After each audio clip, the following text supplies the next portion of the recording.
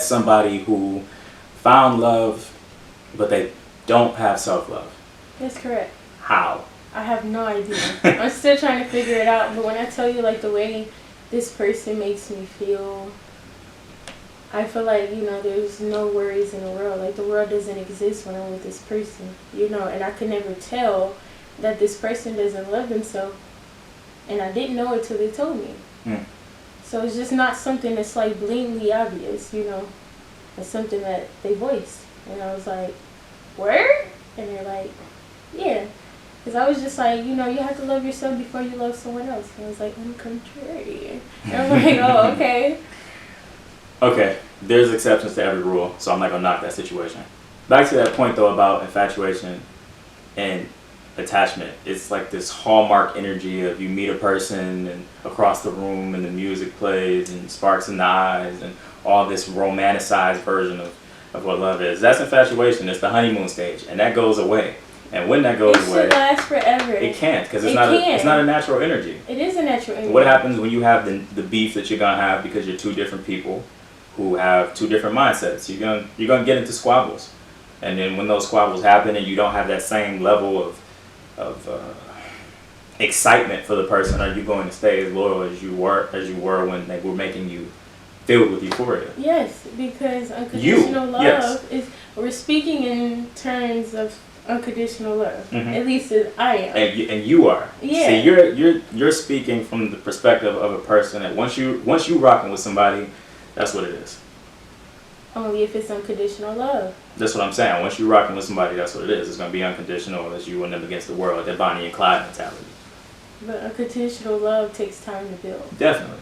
You know. So you could go through that honeymoon phase, fall out of it, and fall right back into it. I think the reason that the divorce rate is over 50% in the country is because people can't fall back into it because they initially got with the person for carnal reasons, like the way they looked, the way they made them feel, how good the dick was, or shit that just isn't a reason to have a permanent bond, you know. So that's what I mean when I say attachment or infatuation. Unconditional love, I'm glad you used that. Natural love, right, should be the energy that a mother has for their son or the father has for their daughter, you know, that type of bond.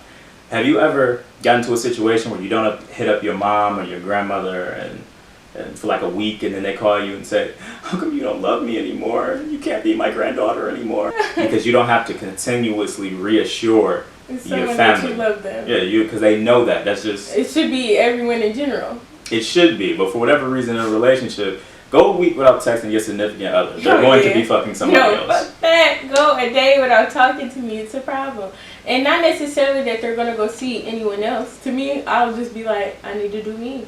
But, what, you know, that was the young me. The old me, I can understand. You have to think from a logical standpoint. Especially you, because you know you're on the entrepreneur way to be busy. Yeah, you have to think from a logical standpoint. You know, maybe this person didn't have time, or maybe they were tired. I feel like that's the issue when it comes to relationships. People more so move from an emotional standpoint than actually logically thinking, in my opinion.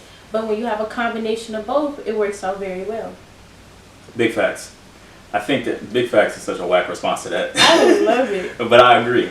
So I'm seeing this energy where, you know, the young liberated black woman is on the internet saying the start of marriage is a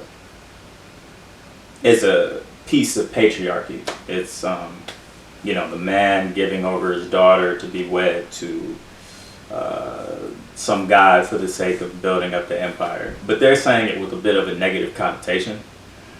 And they're right. You know, they're telling the truth. That is the inception of it initially. Outside of the scriptures, just more so historically, ancient kingdoms would, let's say I'm a family of nobility and like, you know, I have kings and queens in my line and your family has a lot of wealth. Well, now my father, who's the king, I'm the prince, wants me to marry into money, and her father, who is super wealthy, maybe a banker or something like the Medici family, whatever the case may be, wants nobility under their reign. So they do an arranged marriage, etc., and they both keep their empires afloat. I kind of agree with that concept when we speak about monogamy. I'm not saying there should be no love and no emotion involved. But what I am saying is it's not just an emotional type of transaction. It's a path for generational wealth to keep going. Exactly. Yeah. So I don't have beef with the concept of doing it the way they did